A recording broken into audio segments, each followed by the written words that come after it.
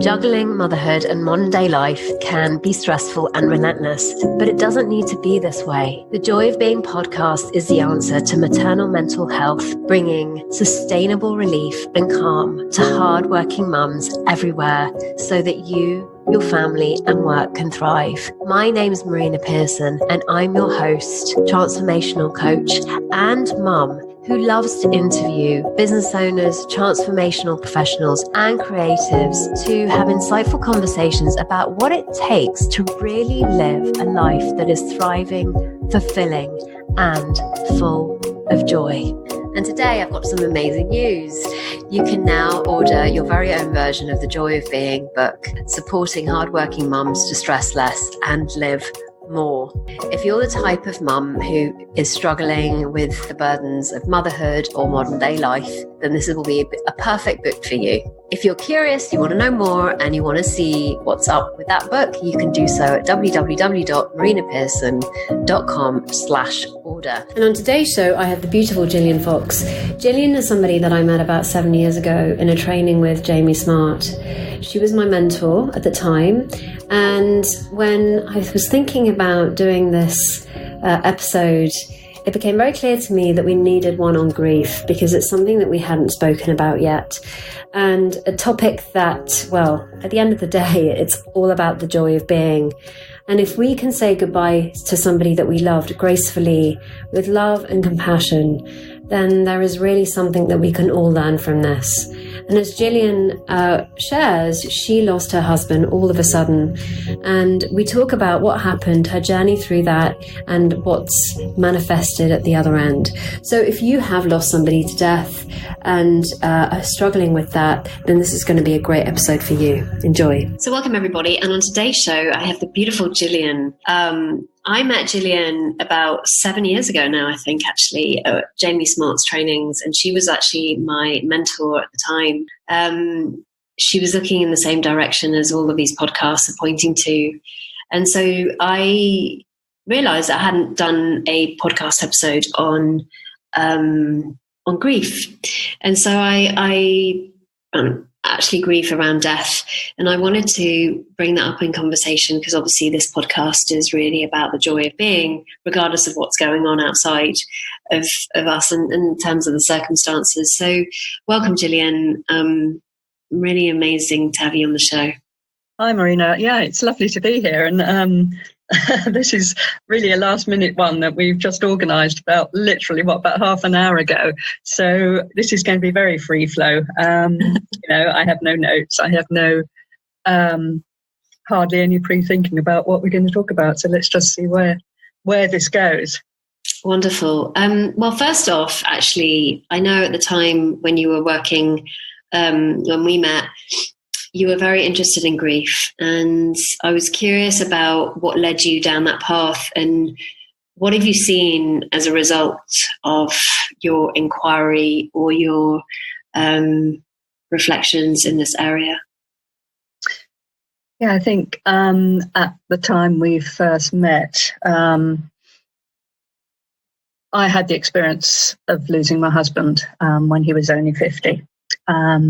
And there's a whole story behind that I'm not going into great detail about. But just to give it a bit of context, we were building a house in Portugal.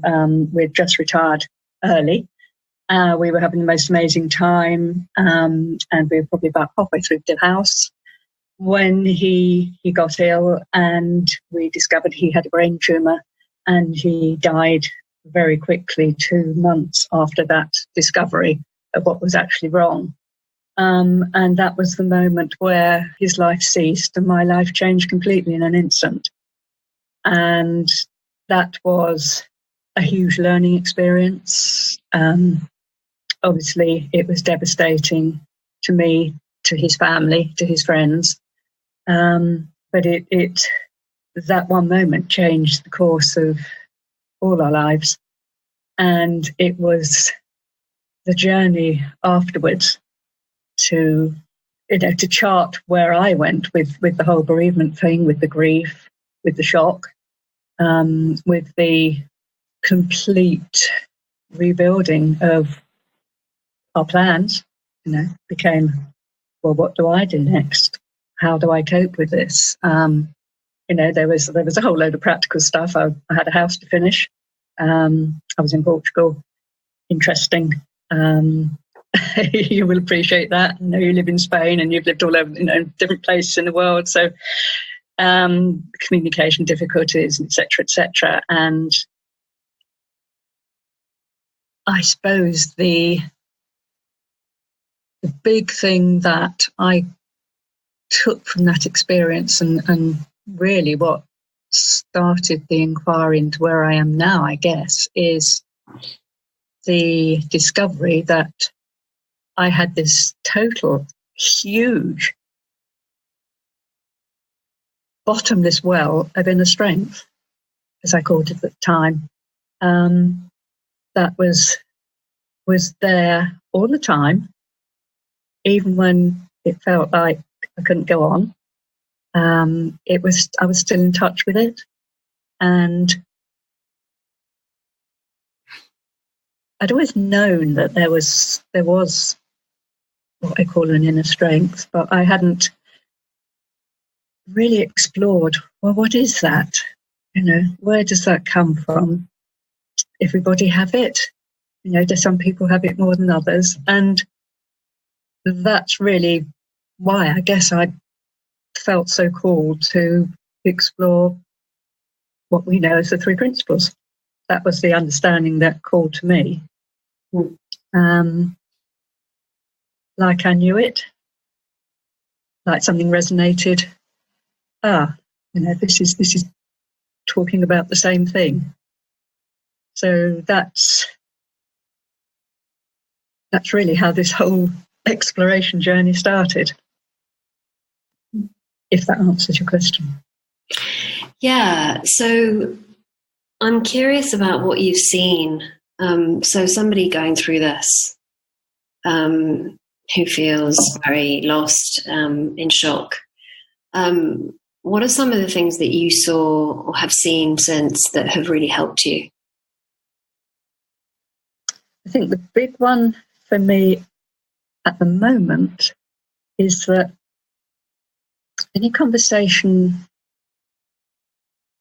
about death and about grief is relative to where we are in the exploration of who we really are and what we're seeing around that. So, as I say, I started looking in this direction, and I'm coming to see more and more that who we really are is unchangeable, unchanging, always okay, and anything else isn't real. And from that base of understanding, death and grief take on a whole new aspect, because when you see there's no separation, when you see that we're all consciousness, we are consciousness having an experience of awareness through a human body, then death is just a melting back into that consciousness. So it becomes something not to be feared. But because we're human, we feel the emotions of grief. We feel that perceived separation from the one we love. And we have a full gamut of human emotions that we can feel. But looking at that, at what is grief? Well, grief is love. Grief is a huge expression of the love that we feel for somebody.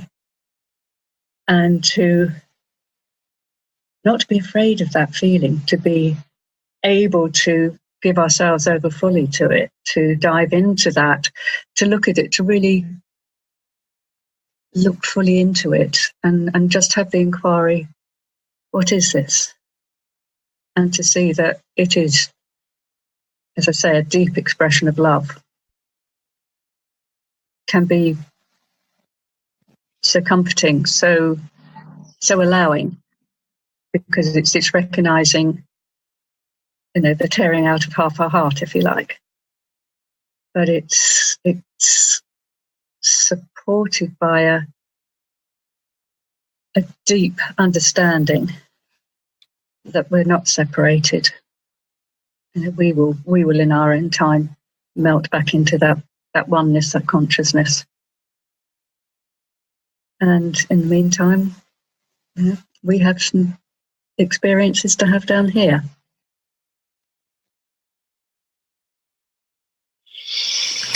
I love what you said about grief being a huge sort of expansive experience of love. Because while we're all one, we do have experience of others. In other words, the human experience of the other. And I guess we're creatures of habit, aren't we? And suddenly we have that experience of that person not being there anymore can perceptively leave quite a big hole, even though we may understand that where they've gone back to is where they came from. Yeah, and it's, if we contemplate our own death, there's a huge amount of fear around that, I think, from the physical side of it. I don't particularly want to think about my way of leaving, be it sudden or be it prolonged. So there is that physicality, that suffering, if you like, the inevitability of one day I won't be here. And that terrifies my ego, because my ego can't contemplate that. My ego thinks it's going to go on forever. And one day it's going to find out that, no, that doesn't work like that. And again, that inquiry is so fascinating. And, I'm going to say now that anybody listening, I'm not talking the truth. I don't expect you to believe me. I just invite you to look at it and inquire for yourself. Who am I? So where I am with my inquiry is, well, who am I? The personal thinking me, that's just personal thinking. I am the awareness behind that thinking. And am I the awareness of the awareness? You can take it backwards and backwards and backwards. So that's a really interesting place to look. So the question that comes to mind here is why would knowing that actually help? I think because it takes us one step away, in a way, from our personal thinking, from our personal grief, our personal distress. So while we can appreciate and experience that, there is the awareness. That's the person called Gillian having a human experience. And, the experience of sadness, loss, all those things that come with the departure of a loved one.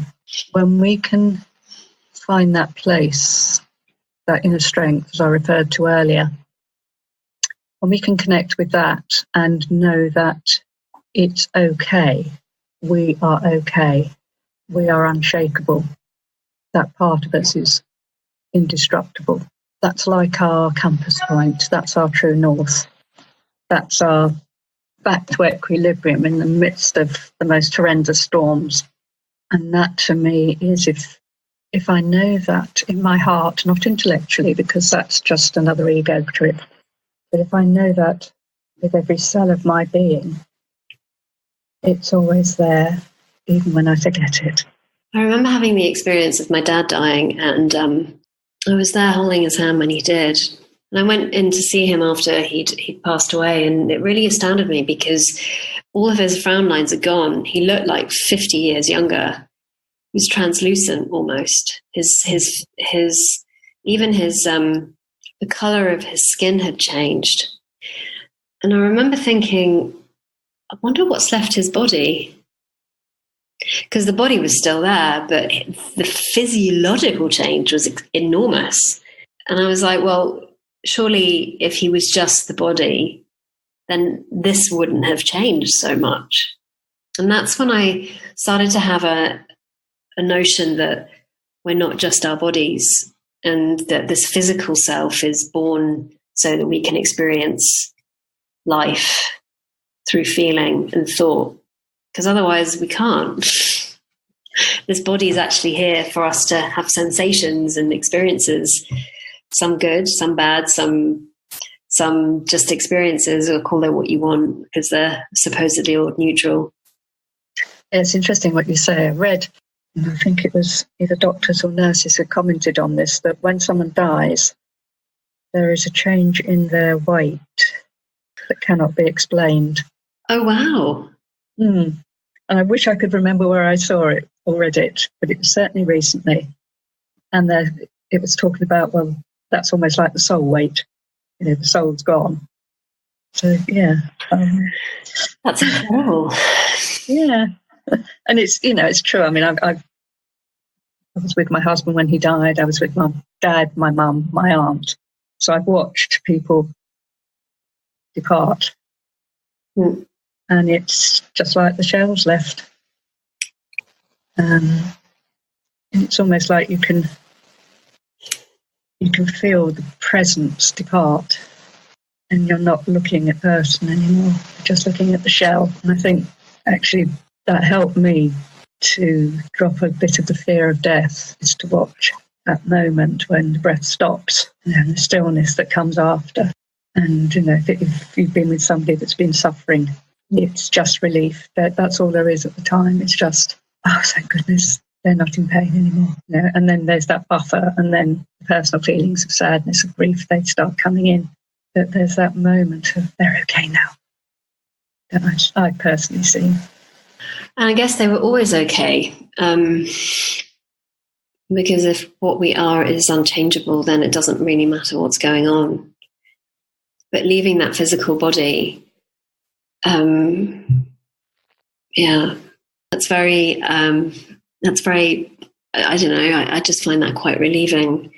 But that's not to say that the death isn't real, or that the illusion of the feeling is, I guess. No. And, you know, that all-encompassing wave of grief that comes and goes and can suddenly rear its head when you think it's all right again, you know, and it can be, I don't know, it can be, for me, it was a piece of music in a cafe, and suddenly I'm a sobbing wreck.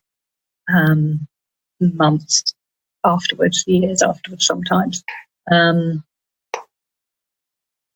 My own experience is that it does, you know, that classic phrase, time heals. Well, actually it does.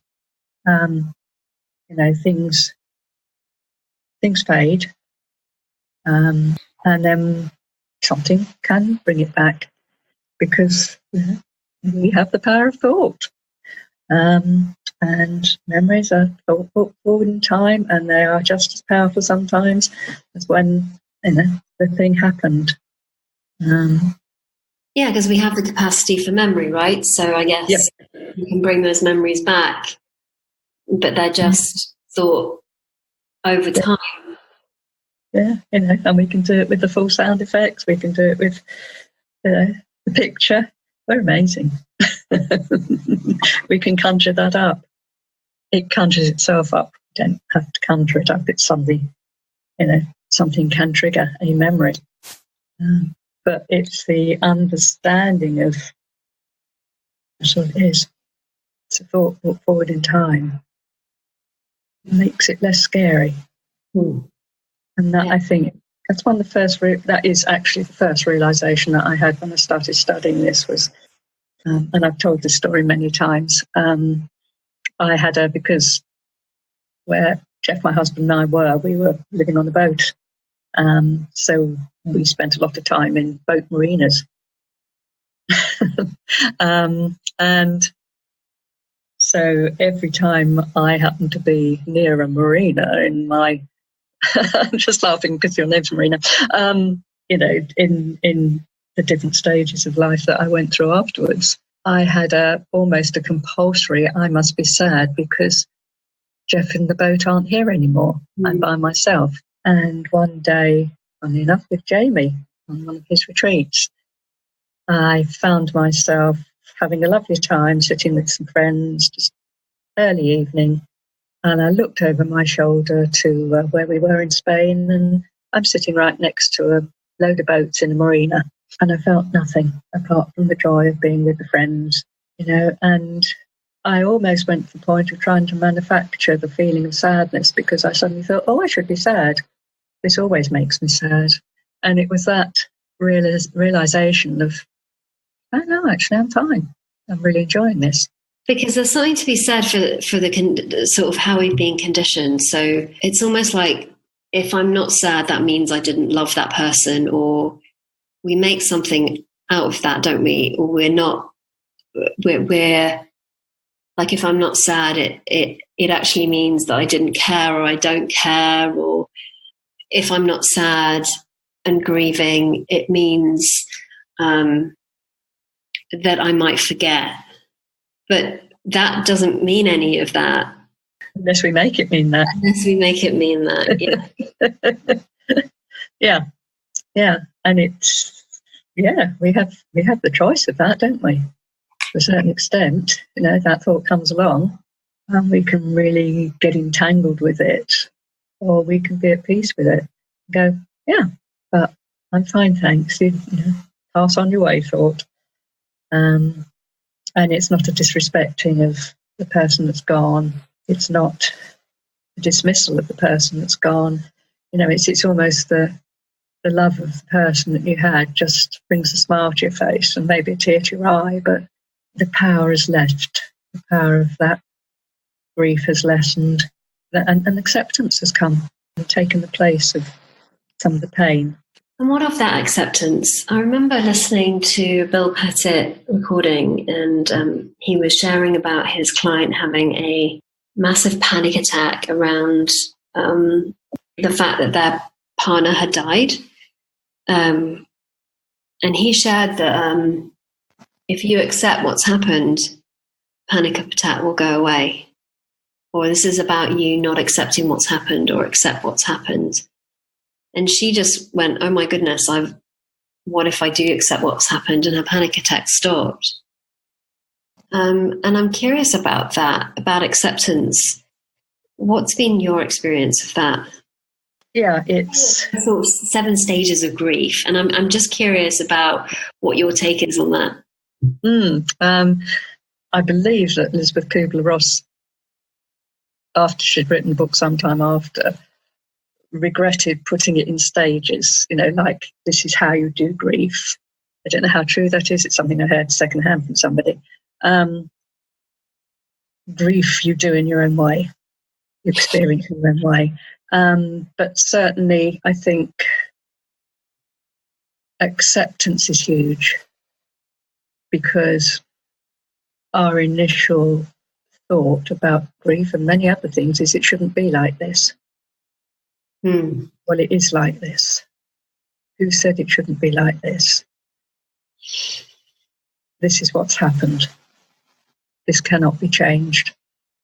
And we can fight and scream for as long as we like, but nothing is going to change the fact that somebody's died. And at the moment, I'm working with the word surrender. And I think that's another way for saying acceptance. Just surrendering to what is. What does that mean? It means that's what's happened. It means if only doesn't exist, because it happened. It's coming back to being present with, I say the reality of the situation, but there's a whole conversation about reality in there. And surrendering is going with the flow. Hopefully hackneyed sound. But because with surrender, again, we can look deeply into the grief, because surrender comes back to love. So what you're saying is that it just is this way, and if we take it from there, the experience becomes easier. Yeah, because stop fighting. Yeah, we we say things like, oh, he was taken too soon. Yeah. Those that die young, we say it's too soon. But who are we to say that? Right. How do we know that that's true? We're not in control. We're absolutely never in control of what's going on a bigger picture. So we never know. And it just seems to me that if we can go, oh, I'm not in control. This has happened. I hate it. I hate what's just happened. I'm fighting against it. Well, it's not actually helping me. It's not going to bring the person back. So if we let ourselves fall into acceptance and going through the process that we have to go to get to that stage, may take a short time or a long time. That's where we are, and we will get there. Because I guess our body and our mind is designed to heal. Yeah. And it comes back to knowing that we're okay. We're okay with not being okay, if you like. We're okay with all the messiness, the tears, the snot, the yelling, the screaming, the throwing things. And we're also okay with the enveloping of love that can suddenly come over us, the smile. When we remember somebody's smile, their laugh, a particular joke that we shared, it's all made of the same thing. It's not good or bad. It's just the process, just the way we experience life. Mind, body, consciousness, mind, thought and consciousness, they're all mixed up in one big it gives us our experience of this human body. Yeah. Nothing ever happens outside of us that we can't handle, however awful it may seem, because there is nothing outside of us. And I guess we have everything we already need. Yeah, because we do. Wisdom, love, understanding. And I guess, the snow globe, we just forget. Yep. Yeah, shake up the snow globe. We can't make it settle. It settles by itself. We come back to equilibrium. We come back to acceptance. Beautiful. So, Gillian, if somebody wants to connect with you around this particular subject because they're going through a hard time, how can they do that? They can contact me by email. My email is gillian@gillianfox.com. I don't have a website anymore, but if somebody wants to reach out to me, I'm very happy to have a conversation with them. Amazing. Well, thank you so much, Gillian. It's been wonderful to have you on the show. And for those of you that have been listening, I hope you had just felt the depth and beauty of the conversation as much as you did the content within it. And hopefully it will give you some sort of hope if you are going through a bad time and you are going through the process of grief. And there's nothing wrong with that. It's all part of the process of being human. So until the next time, bye-bye for now. And there we have it, another amazing episode of The Joy of Being. And if you would like a more personalized touch to live a stress-free life, then why not find out more about the Joy of Being retreat, an intimate 4-day profound experience at a luxury venue in Javier, Spain, where you get to experience your inner calm and peace of mind by slowing down and making space. To find out more, email me at marinapearson.com with Joy of Being retreat in the title. If you loved what you heard here today and it's been helpful, why not subscribe or share the podcast with others? So until next week's episode, remember, you are the joy you seek.